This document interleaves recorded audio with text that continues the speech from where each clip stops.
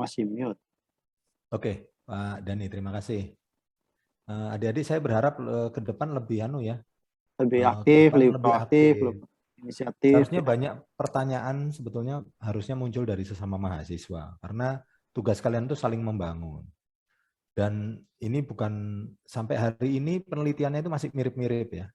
Penelitian yang dipresentasikan ini masih mirip-mirip sebetulnya. Oke. Yang pertama saya ingin sampaikan ke Fazwan. Saya langsung ini aja Pak, Fazwan. izin Ya. Pak. Ya. Suara Bapak terlalu kecil, Pak. Suara saya terlalu kecil. Sekarang udah jelas. Belum, Pak. Coba volume di laptop kamu, Fazwan, dinaikkan. Udah penuh, Pak. Oh ya. Saya sudah ngetes loh ini. Tes 1, 2, 3. Kamu pakai headset nggak, Fazwan? Tes 1, 2, 3. Oke? Enggak, Pak. Oh, oke. Kalau sama saya bersih kok. Jelas, Pak, jelas. Oke. Tes. Jelas kok, Pak Alun. Lanjut, Pak Alun. Oke. Baik. Ada beberapa pertanyaan nih dari ke Fazwan ya. Jatahnya 10 ya. Oh, tadi dikurangin berapa? 3, 7 ya. Yang pertama, latar belakang. Sebetulnya kalau saya mau nanya ke Fazwan, apa sih sebetulnya yang melatar belakangi kamu kok jadi tertarik ngambil ini? Ringkas saja deh. Kenapa saya tertarik melakukan penelitian ini, Pak? Yang pertama, Pak, di Kelurahan Persiakan itu masih sedikit dilakukannya penelitian ini, Pak, di daerah tersebut. Penelitian tentang studi kelayakan bisnis di daerah tersebut. Nah, tidak hanya itu, Pak, di daerah tersebut banyak, yang pertama itu dari alih fungsi lahan, Pak, yang banyak berubah menjadi tempat pemukiman. Lalu yang kedua itu, Pak, yang tadi saya sebutkan menurunnya harga jual dari Srewangi itu, Pak, di tahun 2018 sampai ke 2019. Baru yang ketiga, masyarakat atau petani di sana, Pak, masih cukup rendah pengetahuannya terkait dalam budidaya dan pengelolaan Srewangi tersebut, Pak. Oke, sip. Stop dulu sampai sini ya. Ini adik-adik kalau tentang latar belakang. Jadi pertama, alasannya belum banyak penelitian di sana itu nggak relevan. Itu bukan merupakan bagian yang bisa menjadi latar belakang. Yang kedua, bahwa desa itu ada ini ya pergeseran lahan. Ya, pergeseran lahan. Pertanyaannya itu relevan nggak sama apa yang mau kamu cari? Kan enggak. Yang relevan dengan yang kamu cari itu harusnya kalau kamu ingin estimasi biaya dan kelayakan, kamu itu belum menemukan layak atau enggaknya usaha ini untuk desa ini gitu ya. Jadi itu yang belum muncul di dalam latar belakang. Oke, terus kemudian yang kedua yang pasti relevan itu adalah kalau tadi kamu bilang harga Srewangi turun, bisa jadi, itu bisa jadi relevan. Tetapi harus ditambahin bahwa dengan mengolah diharapkan akan mendapatkan nilai tambah. Jadi orang bisa dapatkan nilai tambah dari minyak, dari produk olahannya, kan gitu ya. Oke. Oke, Pak. Baru Ya, Pak. kamu nanti bisa bayangkan kelayakannya kayak apa. Oke? Sip. Oke, Pak. Jadi kelayakannya nggak usah terlalu jauh-jauh sampai tingkat nasional. Sumatera Utara ini aja berapa produksinya? Siapa sih provinsi yang paling berhasil memproduksi lebih banyak? Itu mungkin bisa di-compare. Nah kalau Sumatera Utaranya sangat rendah, potensinya masih besar, ya berarti itu ada gap. Gitu jadi latar belakang. Oke? Bisa jadi latar belakang. Misalnya gini, Sumatera Utara ini luas loh, tapi produksinya masih sedikit dibandingkan dengan misalnya Bangka Belitung ya. Bangka Belitung itu bisa produksi sekian ribu gitu. Nah itu namanya kamu membandingkan dua provinsi, lalu kemudian kamu bilang, oh iya ini perlu kita pelajarin di sini. Oke? Itu latar belakangnya. Jadi saya melihat latar belakangnya kamu ini agak terlalu luas. Yang kedua, di judul itu kamu itu enggak secara spesifik menyebutkan ini maunya apa gitu ya. Kamu hanya menyebut kata usaha Srewangi. Nah usaha Srewangi ini kan bisa banyak ya. Saya nanam usaha Srewangi. Saya jualan Srewangi, saya tebas Srewanginya orang, saya beli, saya jual lagi besar, itu namanya usaha Srewangi. Saya taruh Srewangi di warung saya, itu usaha Srewangi. Ya betul nggak? Nah, ini usaha yang kayak apa? Kamu boleh cerita nggak? Ini sebenarnya yang mau kamu teliti ini usaha yang kayak apa? Silakan. Oh, oke Pak. Jadi judul saya itu kan estimasi finansial usaha Srewangi itu Pak. Nah, jadi maksud dari judulnya itu Pak, hampir sama dengan studi kelayakan bisnis, mulai dari praproduksi, persiapan dari mulai bibit, pestisida, lahan. Nah, baru masuk ke produksinya Pak, budidaya dari Srewanginya. Nah, setelah dibudayakan tersebut, Srewangi tersebut akan dipanen, lalu hasil panennya tersebut akan diolah menjadi minyak asiri menggunakan destilasi, Pak. Seperti itu, Pak. Jadi dia ini usahanya dua ya? Jadi mulai dari budidaya sampai pengolahan, Pak. Mungkin kita perlu terminologi yang pas di Yang judul pas. tersebut. Oke.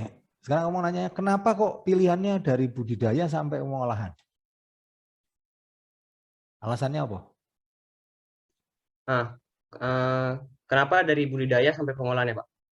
Karena yang kedua itu sangat berpotensi di daerah tersebut, Pak. Seperti dari sebelumnya, Pak, petaninya hanya menjual dari panen Srewanginya. Nah, petani hanya menjadi sebagai produsen, Pak, bukan jadi sebagai konsumen dalam meningkatkan kualitas petani tersebut, Pak. Jadi petani hanya mendapatkan pendapatan yang hanya segitu-segitu saja tanpa bisa bersaing di pasar gitu, Pak. Jadi dengan adanya pengolahan dari minyak atsiri tersebut, petani menjadi lebih terinovasi dan mendapatkan informasi sesuai dengan petani yang modern, Pak.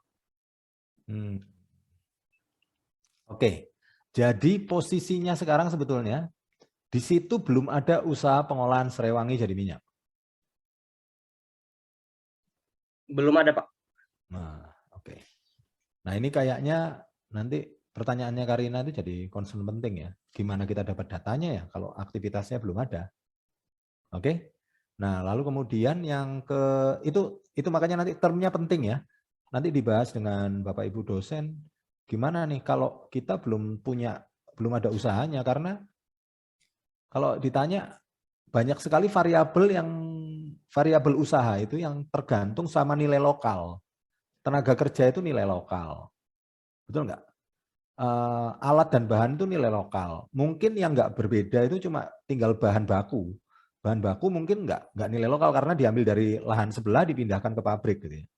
Nanti kalau di daerah lain mungkin juga begitu kalau dia produksi Srewangi.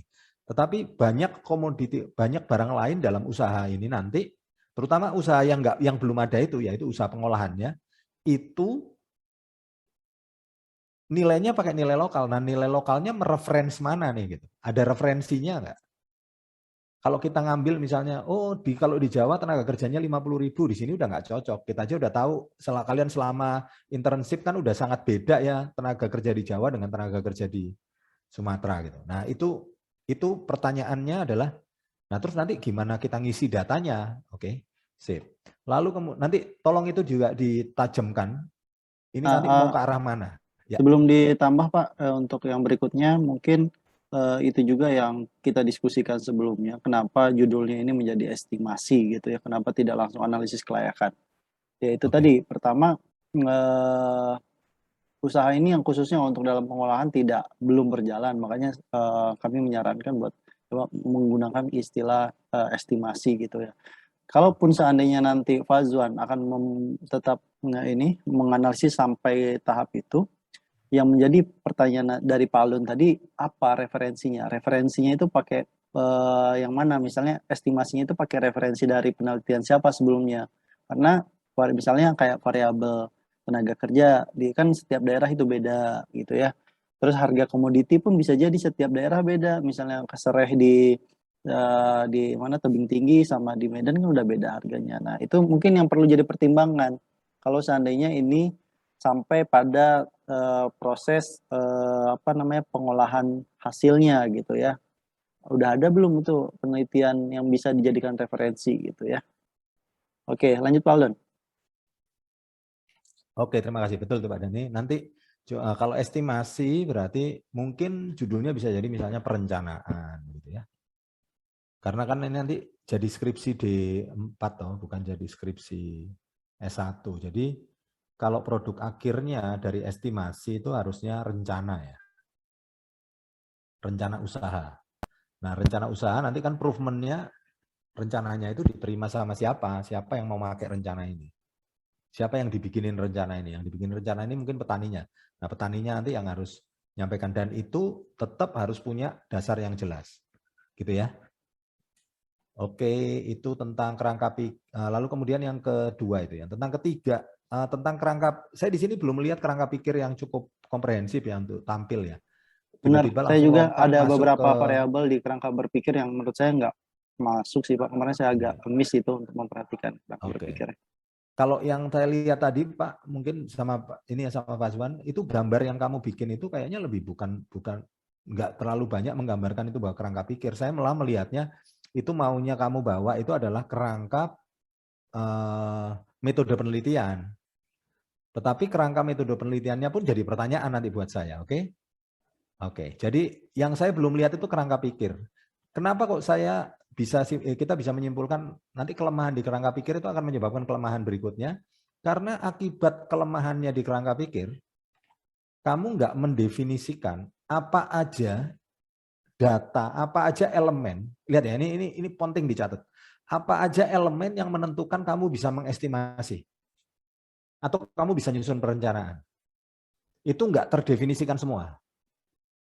Coba aku mau nanya sama Faswan. Faswan, kalau kamu mau mengestimasi kelayakan ekonomi atau kelayakan finansial gitu ya, kelayakan finansial usaha pengolahan ini, apa aja yang harus kamu punya? Nah, untuk estimasinya itu Pak, yang pertama harga bahan bakunya Pak, harga produksi untuk Oke, sip. produksinya. Terus habis itu? Lalu Nah, harga pasarnya Pak. oke. Lalu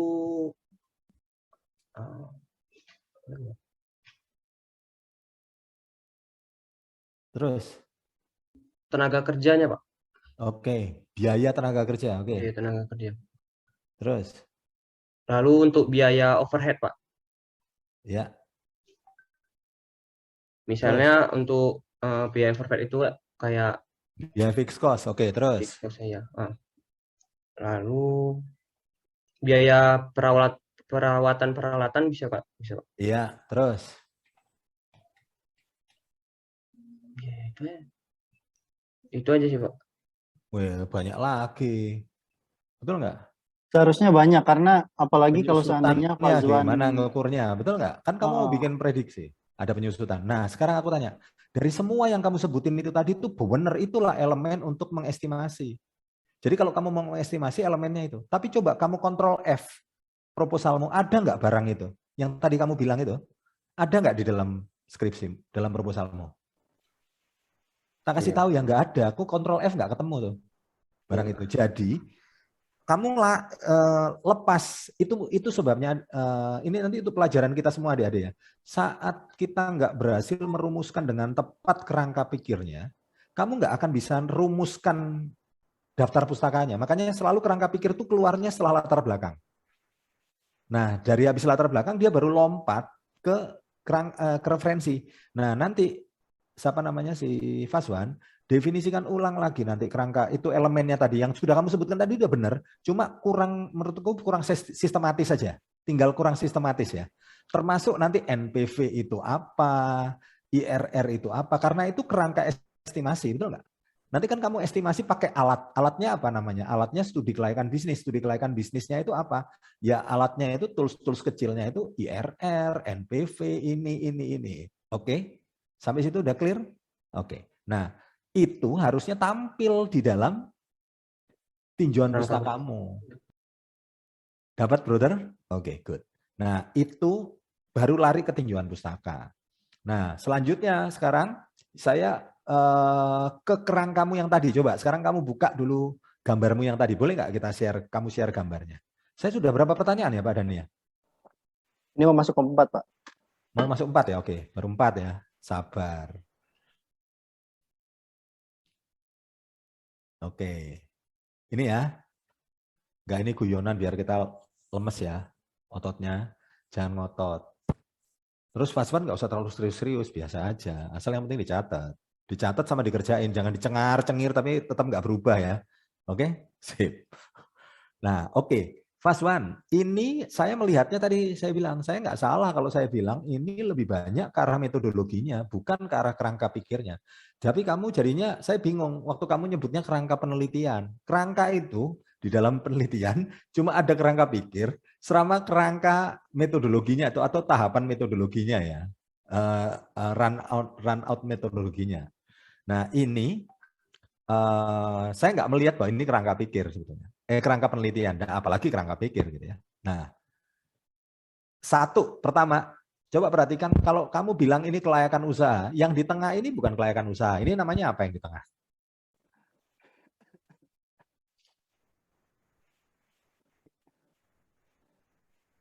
Yang di tengah ini apa? Iya, Yang dari di kolom tengah budidaya sampai ke bawah, terus iya, ini ini respon faktor petani. eksternal atau internal yang mempengaruhi. Saya boleh bilang nggak gini nggak? Faktor internal atau eksternal yang mempengaruhi preferensi petani untuk melakukan budidaya dan pengolahan serewangi.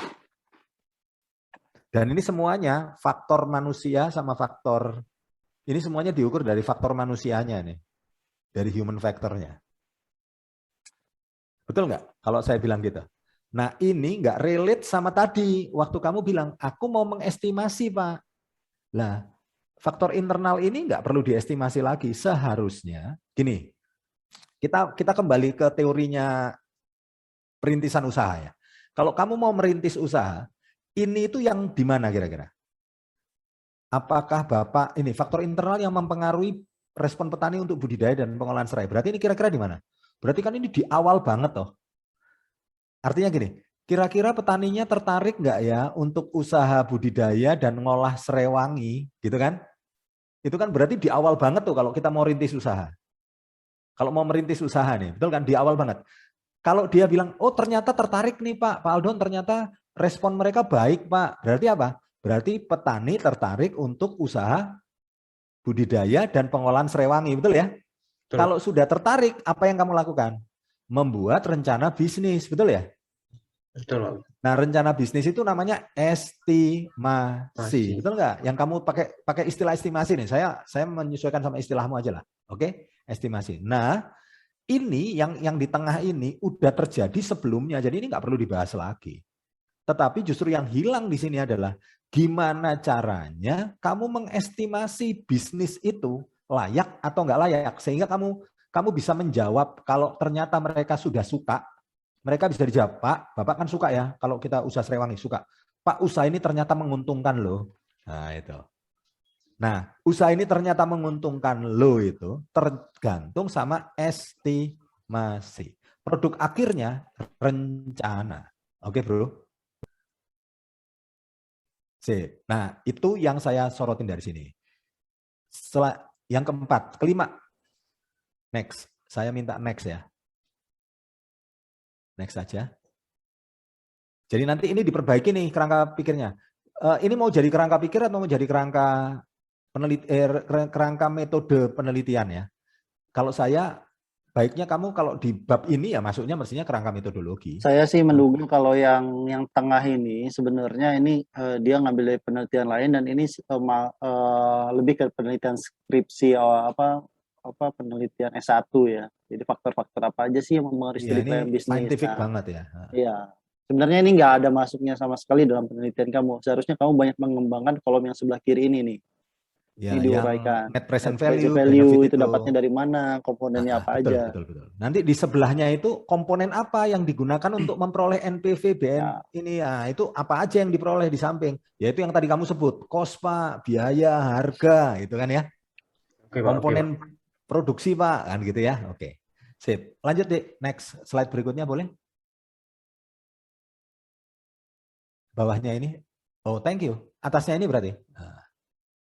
Nah, ini titip pesan lagi pelan-pelan ya, nanti kita rumusin. Saya bilangnya gini, ini kan penelitian ya, tapi kalau ini estimasi, ini bukan riset seperti yang kita harap, bukan riset seperti yang kita bayangkan. Kenapa? Kalau misalnya kayak punyanya Karina itu kan lebih ke apa ya, ke kaji terap apa ya, implementation research. Jadi dia coba dulu, lalu dia ambil kesimpulannya dipakai untuk bikin model. Oke. Nah, kamu kan gini, kamu yang sudah dicoba apa nanamnya ya, tapi belum yang usahanya ya, betul ya? Mungkin Betul, Pak. nanamnya bisa jadi kaji terap nih, ya. Nanamnya bisa diterapkan terus dikaji hasil penerapannya. Masalahnya produksinya nggak bisa kaji terap ya. Produksinya mestinya reference, nanti ada data reference. Yang pertama harus diperbaiki, ini jenis penelitiannya harus dipastikan namanya apa. Oke? Jenis penelitiannya apa dulu nih? Yang jelas bukan penelitian survei. Soalnya tuh sempat kamu nulis kata beberapa kali kata penelitian ini banyak banget ya, tapi nggak nusuk semua. Ini penelitiannya kamu bilang ini penelitian survei ini di metode penelitiannya. Penelitian ini didesain sebagai penelitian survei. Survei itu semua populasi diambil. Nah sekarang aku nanya, populasinya berapa yang kamu survei ini?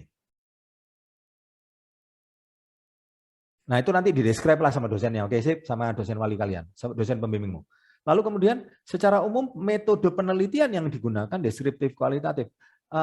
Metode di dalam penelitian itu cuma ada gini, metode pengumpulan datanya sama metode analisis ya.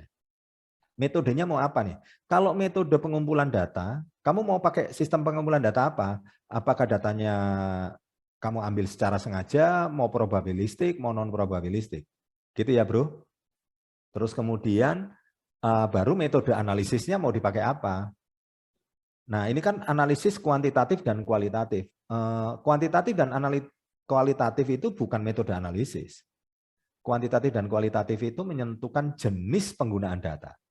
Oke, tetapi kalau kamu ngomong soal ada analisa, kamu ini mau analisa apa? Yang paling sederhana dalam analisa itu misalnya analisa deskriptif. Analisa deskriptif itu kamu cuma mau melihat gini, rata-ratanya Pak dalam 3 kali nyoba nanam serai itu adalah 80 kilo per hektar. Sudah, itu namanya penelitiannya deskriptif.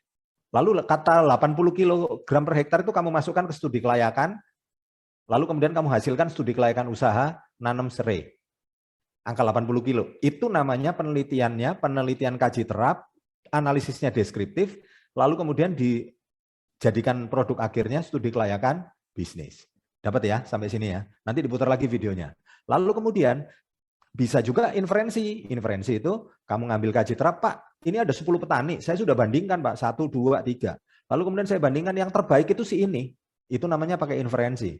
Jadi penelitiannya adalah perbandingan, lalu kemudian diambil nilainya dipakai untuk studi kelayakan bisnis. Nah ini kamu maunya gimana? Untuk gampang menggambarkan ini, kamu gambarin alurnya ya Dek ya. Ini yang mau diteliti berapa petani, cara menelitinya gimana, yang mau ambil datanya apa, itu diceritain dulu, nanti baru deh ketemu metode penelitiannya, baru ditaruh di atas nanti tulisan metode penelitiannya. Oke, nanti dipandu benar-benar sama dosen pembimbingnya. Kalau kayak gini, untuk penetapan yang kayak gini-gini, saya berharap kamu itu intens sama dosennya ya, Dek. Intensitasnya ditinggiin ya sama dosennya, ketemu sama dosennya ya, di-zoomin yang panjang, di-zoomin yang sering. Oke, saya kira itu dulu sementara Pak Dhani, saya 5 sesuai dengan janji. 5 aja. Terima kasih banyak. Mungkin Pak Aldon, terima kasih Pak Aldon. Ada yang perlu kita sepakati terkait dengan penelitian Fazwan ini, terutama tentang tadi usahanya, apakah kita memang akan memfokuskan saja usahanya itu hanya di bagian budidaya, atau kita akan mengambilnya sampai pengolahannya, karena ini akan terkait dengan juga dengan analisisnya, ya kan? Analisisnya juga dia akan data-data biaya dan lain-lainnya tentu akan sangat berbeda sekali terkait kalau seandainya kita ngambil 2 ataupun 1 gitu ya. Bagaimana masukannya Pak Aldon? Pak Dhani, aku ngasih masukannya mungkin begini ya. Kalau ini estimasi kayak tadi ya, ini saya nggak tahu, saya belum sampai dalam ya, kita belum sampai dalam tahu tentang kondisi yang mau diharapkan sama Fauzan akan dihadapinya di lapangan. Yang jelas mungkin Fauzan ketemu dengan petani-petani gitu ya. Lalu petani-petani ini mungkin nanam serai sudah, tapi belum produksi, tadi udah clear. Oke. Sekarang mereka mau produksi. Sebetulnya ini kan sama dengan bagaimana kita mau menginisiasi ya. Ini kan sama kayak inisiasi ya. Mau ngajak petani menginisiasi usaha baru. Kalau kayak gini, walah, tanya Bu Natalia nanti, itu penelitian apa entrepreneurship. Dari sini sebetulnya yang paling dekat pendekatannya itu pendekatan perintisan bisnis. Mau pakai modelnya Barat yang kayak kemarin dijelasin sama Ciputra, yang kita biasa pakai, atau mau pakai metode yang kayak perintisan usahanya punyanya Kementerian Tenaga Kerja, Kementerian Pemuda juga banyak, atau punyanya punyanya pendidikan. Tetapi ada kata kunci yang paling penting dari setiap tahapan itu. Yang penting tahapannya dipakai, lalu kemudian dijadikan perencanaan. Kalau mau perencanaan akhirnya itu bentuknya BMC, baik. Baik lagi menurut saya bentuknya udah bisnis plan. Nah, tapi ingat, di situ bukan gampang. Yang paling penting kata kuncinya untuk mengestimasi tadi, validasi pasarnya clear. Validasi datanya clear. Saya nggak ngomong validasi pasar ya. Validasi datanya itu kan berarti validasi pasarnya, validasi networknya, validasi resource-nya, semuanya clear. Ini resource punya sendiri, punya orang lain. Ini resource ada tersedia di desa itu atau harus ambil di luar. Itu semua clear, bisa didefinisikan dalam bisnis plan. Habis itu estimasi harga juga pakai validasi, artinya multi source. Kalau mau nanya, mau bikin kettle tanya dulu dong, perusahaan kettle A berapa harganya, perusahaan kettle B berapa harganya, perusahaan kettle C berapa harganya, masukin ke data. Lalu dia akan jadi master business plan yang pertama sebelum bisnisnya di launching. Jadi ini bisa pakai model seperti itu menurut saya Pak Dhani. Nah, saya bukan bilang jeleknya ya, tapi saya bilang konsekuensinya tiap komponen data itu analisisnya beda-beda Pak Dhani. Tetapi memang bisa jadi, kalau saya melihat kebanyakan yang dikerjakan anak-anak kita, atau dikerjakan misalnya kayak Ciputra dan lain sebagainya, itu kebanyakan mereka pakai deskriptif ya, waktu mereka merumuskan atau memvalidasi sebuah data. Jadi ini bisa jadi contoh penelitian, bisa jadi bagus saat dia diarahkan jadi contoh penelitian yang menghasilkan sebuah rencana bisnis yang valid. Jadi nanti ujiannya, Fazwan, kamu nanti diuji dosen yang mempertanyakan validitas dari rencana. Jadi kuncinya valid. Thank you very much. Oke, terima kasih Pak Aldon ya. Itu juga jadi masukan yang penting buat Fazwan ya. Oke, Bu Natalia, ada tambahan terkait ini penelitian untuk Fazwan ini? Baik, terima kasih Pak Dhani atas kesempatannya. Kedengaran suara saya, Pak? Kedengaran Bu, tapi lemah lembut sekali. Oke, ini kedengaran Pak? Kedengaran. Oke, terima kasih Pak Dhani atas kesempatannya. Saya juga mengucapkan terima kasih kepada Pak Aldon atas masukan yang sangat detail ya terhadap proposal skripsi dari Fazwan. Nah, kalau dari saya sendiri, Pak Dhani, mungkin saya lebih akan mendukung apa yang telah diberikan masukan tadi kepada Pak Aldon, supaya nanti kita bersama-sama berdiskusi agar proposal Fazwan ini bisa lebih sempurna lagi. Mungkin untuk Fazwan ya, nanti untuk kedepannya lebih detail ya. Jadi jangan terlalu mengharapkan bahwa dosen bisa melihat sampai hal-hal yang paling kecil, tapi kamu bisa lebih maksimal untuk melihat logika berpikirnya saja dulu, begitu, ya, supaya proposal kamu lebih sempurna. Mungkin itu saja Pak Dhani dari saya. Terima kasih. Baik, terima kasih Bu Natalia untuk masukannya. Bu Amel, apakah masih di sini nggak ya? Apakah ada masukan juga dari Bu Amelira? Kalau dari saya nggak ada Pak Dan, lanjut Pak Dan. Baik, karena dari Bu Amel tidak ada, masukan dari Pak Aldon dan Bu Natalia sudah. Yang menjadi catatan banyak masukan yang dari Pak Aldon yang mungkin Fazwan tentunya harus